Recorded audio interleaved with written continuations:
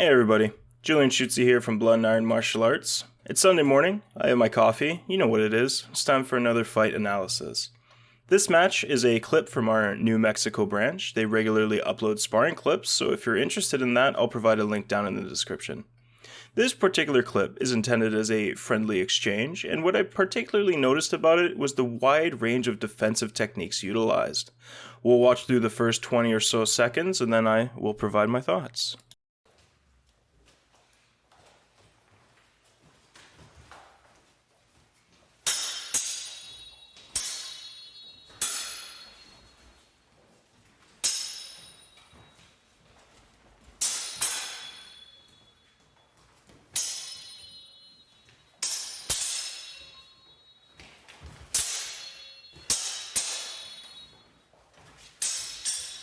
One of the main things I noticed here is just how many different defensive techniques were used, all within the span of roughly 20 seconds, and a good chunk of them were effective with them reciprocating with a secondary attack. So in the first one here, he rolls up to his upper left quadrant defense, the ox guard, throws a second attack immediately. Here he uses a cut itself to displace his opponent's cut. He was rolling up, realized his opponent started throwing an attack, so then he had to shift his momentum to then throw a barring or a cut at the attack to displace it. Here, he throws an undercut to try and, bar from underneath, arrest his opponent's momentum anyway, to then throw another attack on top right after.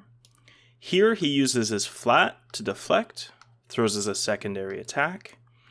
Here, this is actually my favorite one right here, where then he starts back here. His opponent presents the threat with an attack. So then he rotates over top with his false edge, completely barring his opponent's attack. And then since he's here, he then rotates his true edge forward, or his front edge, and then tries to throw an undercut since he was on top of his opponent's sword. But his opponent does step back. Right here, he does a false edge deflection. There we go. He uses a false edge to deflect the attack. He does it again right here. He uses his false edge to deflect and throw a secondary attack on top. Here, he attempts to try and displace his opponent's strike with a Tsurikao, but his opponent strikes slow, but that's out of measure, so it doesn't matter anyway. Throws his second attack. Here, he uses his flat again, swipes with the flat, lets the momentum keep going, circles the tip, throws that secondary attack. And here, he uses the Tsurikao to cover the angle of his opponent's attack and throws a secondary strike again right afterwards.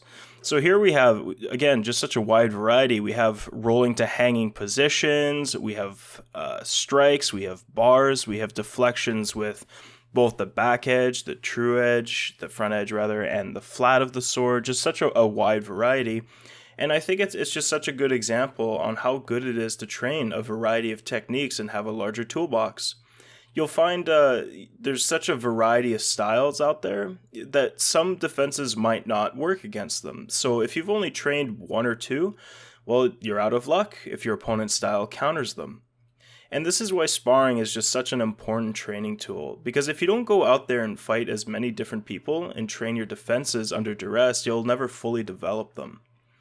As stated before, this is definitely a friendly sparring exchange, not an all-out, fast-twitch muscle fiber explosion of adrenalized fighting, but that's okay. It's good to practice at different sparring intensities, as all of them provide different benefits to your training.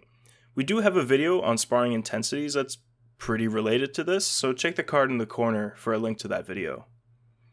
Well, I hope you enjoyed watching this fight analysis. If I had more time, I'd probably get into the footwork used here as well, but maybe that's for another time.